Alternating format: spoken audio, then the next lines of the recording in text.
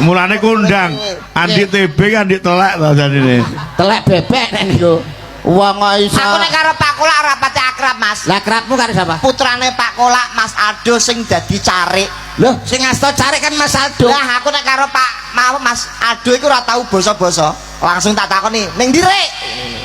Ya nganggo emas to. Nganggo emas kuwi kurang paling ora ki sungkan karo jabatane peh kenal akrabe terus mbok jangkar. Kuwi jenenge nek gawe Pak Mas kuwi kurang akrab, kurang besti.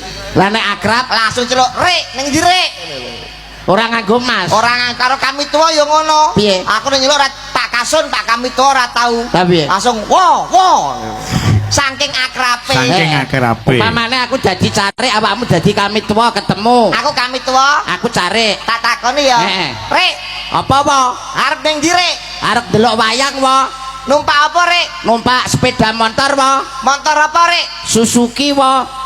Lho kok Suzuki wae? Ora lho, Mas. Kok Suzuki wae sih? Suzuki wae karo Sing tengen ra Mbak Gowo to. Jajal pamane ganti kowe, pamane ganti kowe.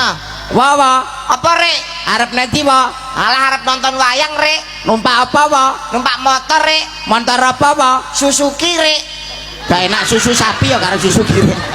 Anu pakai Mas Ado karo kami tuh rasa ketemu, Mas. Nyapa? Ndak ngomong Suzuki wae karo Suzuki, Rek. Cengenges